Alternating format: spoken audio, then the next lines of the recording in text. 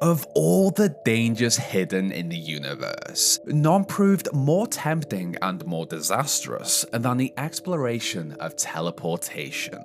It could be harnessed in many ways, yet the fabric of reality allowed mastery only to a rare few. For the rest, the attempts ended in disaster. The Combine, Aperture Science, and Black Mesa each pushed into this field of science in their own way, but how did their teleportation technology truly work? What set each apart from the others, and what made Aperture Sciences far superior to the rest? In this video, we explore the lore, story, and methods of teleportation in Half-Life and Portal.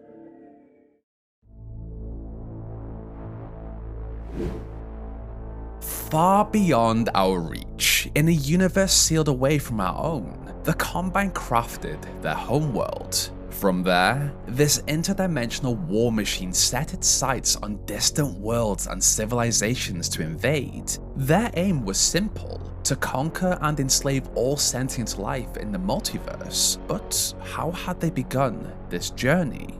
Well, their origins are still shrouded in mystery. But at one point during their rise, the greatest minds of this empire explored dark energy.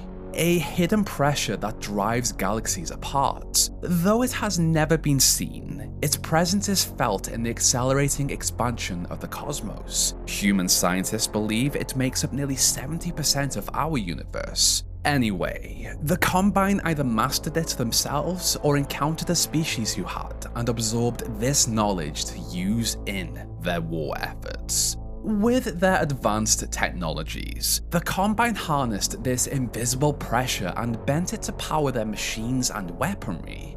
It was with this energy source that they constructed dark energy reactors, giant, powerful cores that powered the most energy-consuming pieces of machinery. Across their overworld, citadels stretched into the sky where the Combine prepared invasions, dissected life forms extracted from conquered worlds, and twisted every discovery into a weapon or tool for their ever-growing army. These citadels, at least from what we know, were capable of generating tunnels into other universes to invade and conquer. Powered by dark energy, these portals were built on two scientific frameworks: string theory and quantum entanglement. According to string theory, the universe is not built from tiny points of matter, but from tiny vibrating strings of energy. To exist, these strings require hidden dimensions curled up beyond our sight. Within these folds lie coordinates, a kind of cosmic map. By seizing these coordinates through methods unknown to us, the Combine could force distant places to align. When the geometry matched, a portal tore open. But alignment alone was not enough. To bind those distant points together, the Combine turned to quantum entanglement. In quantum mechanics, particles can be paired in such a way that their states remain linked, no matter how far apart they are. Measure one and the other responds instantly. The Combine scaled this principle far beyond particles, applying it to entire locations. Once entangled, these points acted as a single passage. Open one like a door and the other followed. With string theory providing the coordinates and entanglement forging the bond, the Combine tore into new universes. This process required an enormous amount of energy, and while it was effective for tunneling into new universes, it carried a critical limitation. Well, one in particular for their ultimate goal. It only worked between universes. The Combine could not teleport to another point within the same universe, and instead had to rely on localized transportation. Even with this limitation, the technology remained one of their most powerful tools. In the distant future, the Combine faced rebellion on one of their conquered worlds, Earth. At the top of the Citadel in City 17, Dr. Gordon Freeman destabilized the dark energy core after striking it with dark energy. Cut off from the overworld and aware of the cataclysm this would cause, they ordered the core of the structure to explode. The idea behind it being that the surge of dark energy would form and feed a super portal, set to restore a connection between Earth and the Combine homeworld. Unfortunately for them, the Resistance intervened. They launched a rocket carrying a beacon that triggered a burst of energy which disrupted the process and caused the forming super portal to dissipate.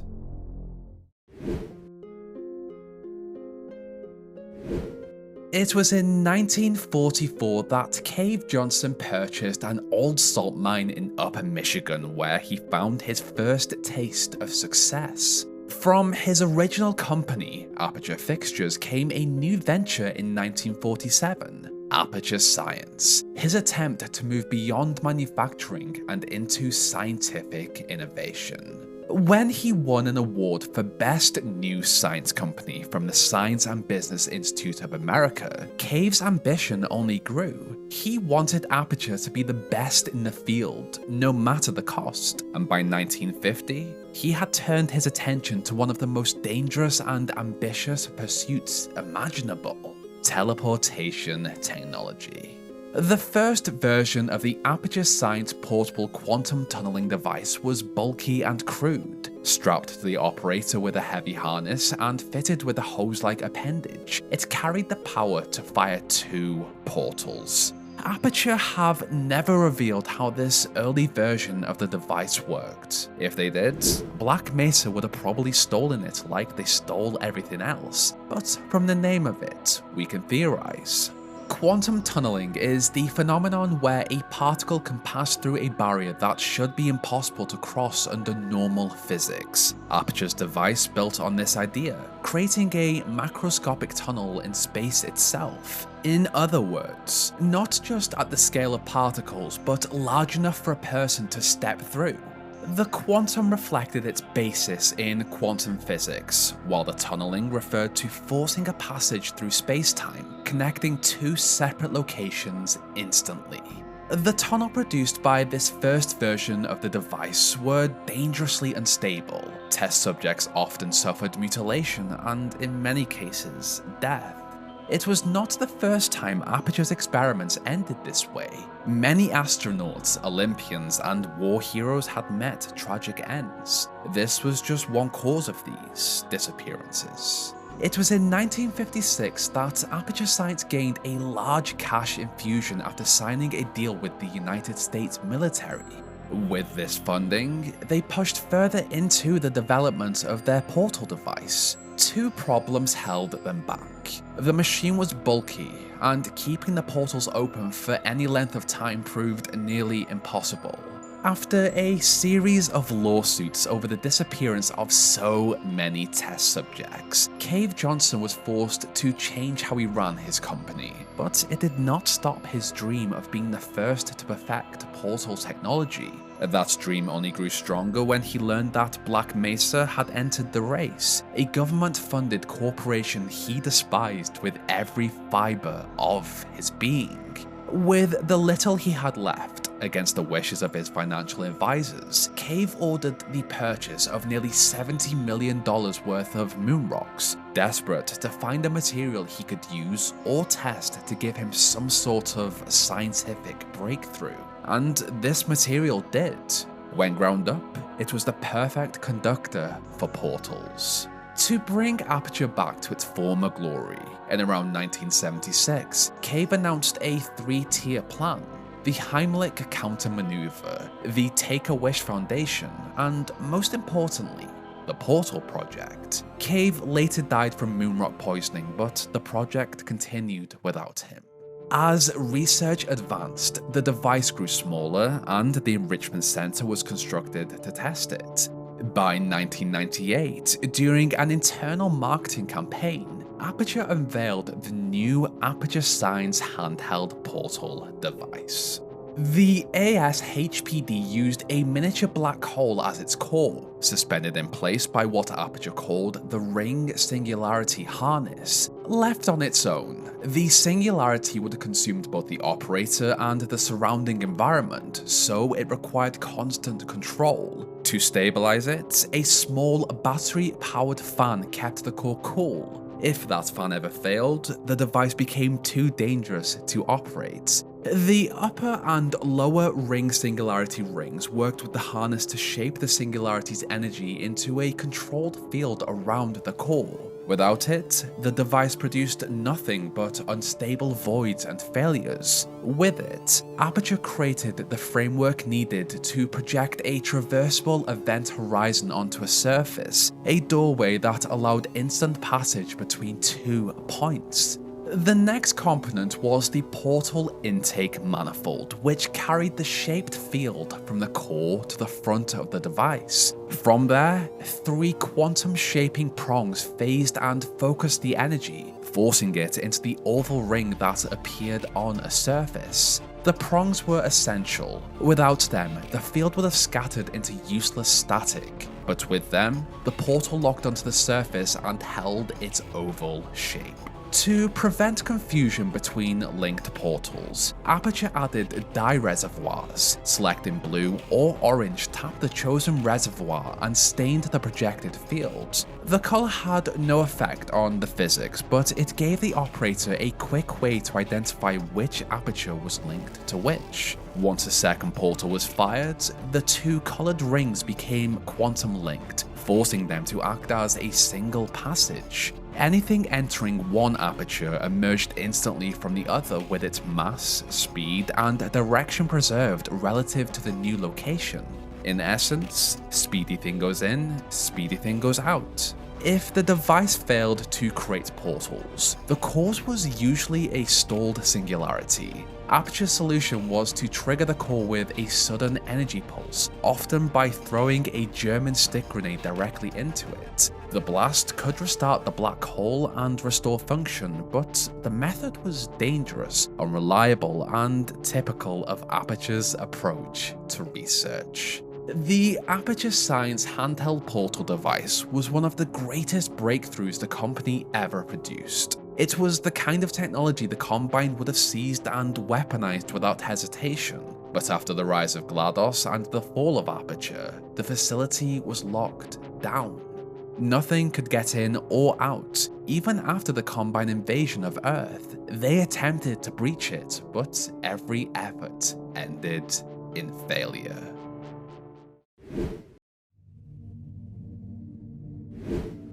While Aperture Science experimented with black holes in the pursuit of teleportation, over in the New Mexico desert during the 1980s, a small science team at the Black Mesa research facility made an extraordinary discovery. Government funding gave Black Mesa the freedom to explore countless fields of research. One team, working out of Section A in the prototype labs of A-17, succeeded in building a functional teleporter, but it did not send them to another location on Earth. Instead, it opened a path to another dimension entirely: Zen. In time, survey teams were dispatched to explore this strange world. They discovered it was a board world, a crossroads that connected to other dimensions and universes as it passed them. It was a place filled with flora and fauna that had crossed over long ago and never left. It is unclear how the team were able to connect to the border world in the first place. However, there are theories that the G-Man and his employers had a hand in it, considering what happened later. What is certain is that once the connection was made, entire sectors of Black Mesa were transformed. Laboratories were built to study the specimens brought back, and the link to Zen was never lost. In those early experiments, teleportation required a focal point on the border world. Every attempt led them to Zen, and only from there did they hope to use their research to uncover access to other dimensions, universes, and worlds. With such a promising line of research, Black Mesa set its sights higher. Sector F became home to the Lambda Complex, where Black Mesa raised a teleporter vast enough to push their experiments further than ever before. During their expeditions into the border world, the team noticed and recovered strange crystal samples. Upon study of these, did they find that they contained something extraordinary: exotic matter. Having been part of the original teleportation experiments, Dr. Rosenberg oversaw the design of the anti-mass spectrometer in Sector C inside Test Lab C-33A. This machine bombarded those crystal samples with oscillating electromagnetic fields and high-energy plasma. The process revealed displacement fields within the crystals and allowed sensors to study their properties. So, what was the purpose of studying these crystals and the strange properties they contained? Black Mesa believed the exotic energy locked inside them could provide the power needed to open and stabilize wormholes. For their teleportation framework, they turned to the Calabi-Yau model from string theory. They believed the universe was not limited to the familiar 3 dimensions and time, but also contained additional dimensions curled up beyond the site. These curled spaces, called Calabi manifolds, were like stops on a vast transit system running beneath reality. The team theorized that if the exotic energy within the crystals could be harnessed, whether it was negative mass or some other unknown force, it might allow travel between universes through these wormholes, but their map of the Calabi manifolds was incomplete. Imagine riding the Black Mesa transit system, trying to reach a specific sector. Each manifold should have acted like a station along the line, carrying you from one universe to the next. The track should have run straight from one station to another, yet in practice, the only working line always passed through a single junction. No matter what destination they chose, the tram stopped there first. That junction was Zen. The border world acted as the only stable anchor in the hidden geometry of space, forcing every teleport to route through it. Black Mesa hoped to master direct travel, but the universe itself only gave them one track to ride. This was why Black Mesa tested crystal after crystal in Sector C, searching for the one resonance that might finally carry them past Zen and into the wider multiverse, and crystal sample GG-3883 was very promising. This was not their only line of study, however. Across the floating landscape of Zen, survey teams discovered orb-based teleporters. The green portals appear to have been created by the Zenian population, while the purple belonged to what is now known as Race X. But not all teleportation on Zen was tied to these orbs. The Nihilanth appeared capable of moving its armies across dimensions by its own power, while the Vortigaunt's, with the aid of antlion extract, could not only teleport but also manipulate time itself. Inside the Lambda reactor core, the team appeared to have reverse-engineered the green portals. These specifically allowed localized teleportation to other spots in the sector. Some of the scientists also managed to harness these green orbs into a weaponized form. The displacer cannon was fitted with 2 triggers, each generating a displacement field around the user or their target, but it always sent whoever was caught in the field to the border world. Despite all of their hard work, the study of that crystal sample, GG-3883, combined with the reduced safety parameters on the anti-mass spectrometer, triggered the resonance cascade.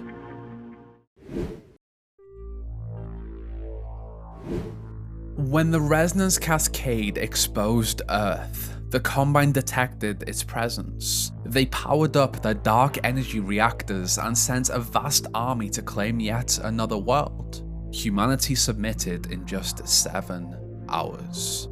Over the subsequent decades of occupation, the Combine did what they always did. They took knowledge, resources, and transformed some of the population into weapons. In the shadows, however, formed a resistance, one led by several survivors of the Black Mesa incident. Dr. Isaac Kleiner and Dr. Eli Vance each established secret bases within Sector 17 on Earth. Kleiner worked from the heart of City 17 itself, hidden beneath the Combine's shadow, while Vance operated from the canals. Alongside their resistance and their scientific efforts to one day free Earth from occupation, they searched for a way to move themselves and refugees safely between these bases without Combine detection.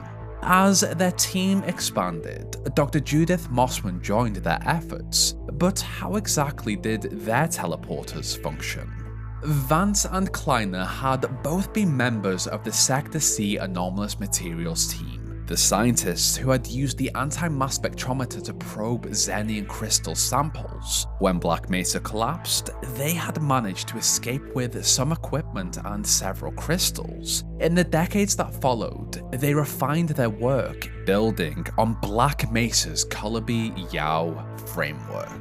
The Resistance's teleportation still relied on Xen, but there was no way around that. The border world remained the relay that made any connection possible, yet through years of work, Dr. Kleiner achieved a breakthrough. He discovered a way to treat Xen not as a destination, but as an unexpressed axis in higher dimensional space. Instead of entering Xen directly, the Resistance could use it like a dimensional slingshot. Their teleporter bent its path around the border world, swung through that hidden axis, and then reconnected to local space, all without ever passing through Xen itself. Because of this, they no longer needed a focus device anchored in Xen.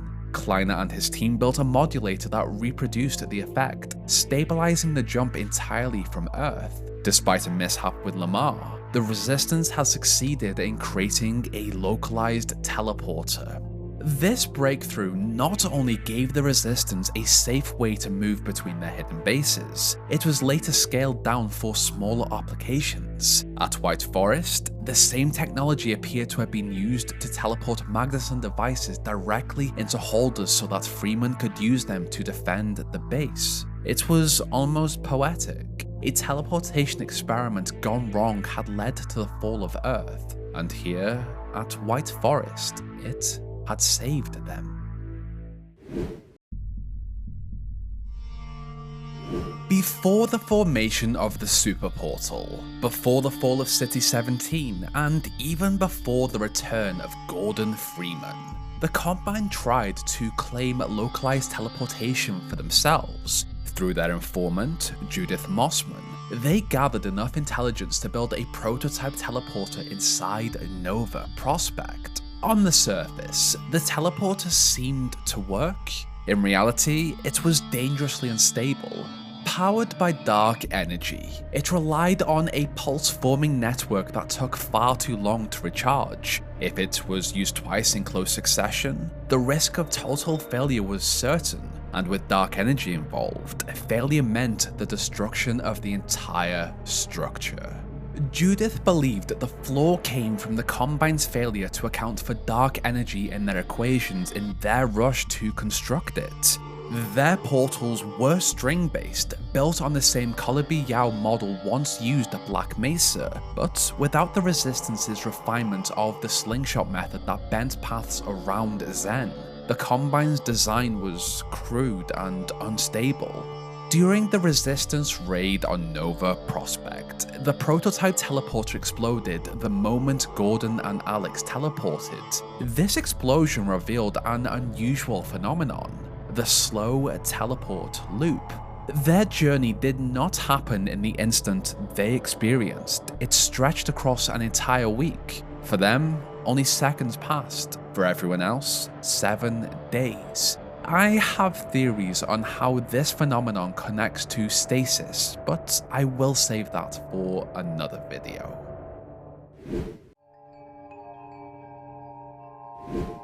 Teleportation was always a double-edged sword. Across every universe and faction who pursued it, the promise was the same: discovery, power, and freedom.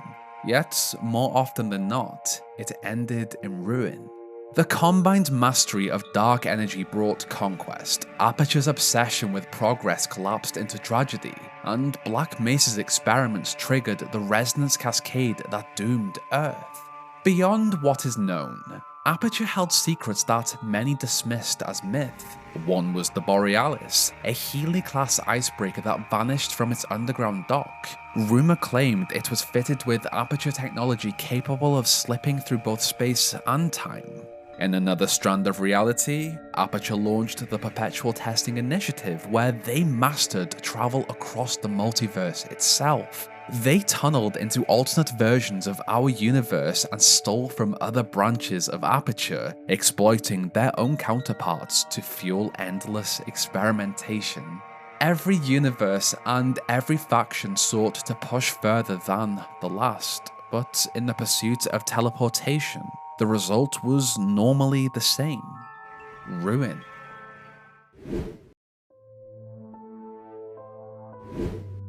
Okay, so this was actually meant to be a much shorter video. I'm currently working on my next timeline, which should be out next week, and I thought, oh, I haven't done a Half-Life video in a while. Something to put together and then get back to the timeline. And I had the topic of teleportation on my list. I knew there would be something there to explore, but when I looked up each method of teleportation thanks to the little bit of information we get from Judith Mossman, I fell into a complete rabbit hole. The mentions of Coloby Yao, dark energy, and the blueprints we get for the portal gun just turned into another essay. Exploring this also opened my eyes to what Black Mesa were actually doing with the crystals. I knew they were studying them, but I had not really thought about why or how they would help them with the teleportation technology. If there was a winner in the exploration of this technology, I would say it was absolutely Aperture. They created a portal gun and the Borealis. Oh, and another version managed to explore the multiverse. It goes to show that even after so many videos on Half-Life, there is something to learn. I did my best to understand string theory, quantum entanglement, and dark energy for this video. I think I understood the basic framework and used it to explore how these types of teleportation worked. This may be my favorite video I've worked on in a while, and I say that having loved working on the Gabriel Ultrakill video and the timeline I'm currently working on. Teleportation is a huge running theme in Half-Life and Portal. So is time. Looking at it on the surface, it could just be a small video, or it could turn out like this and become another big one. Let me know if that is something you would like to see.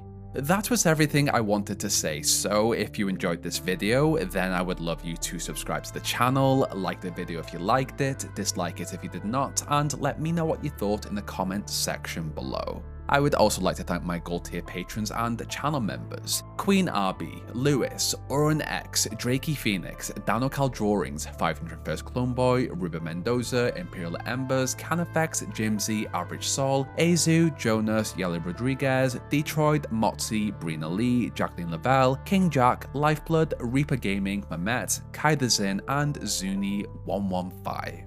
What did you think of this topic? What is your favorite method of teleportation, and why is it the portal gun? And what would you like me to cover next? Let me know in the comments below. This is where our story ends. Check back soon for a new one.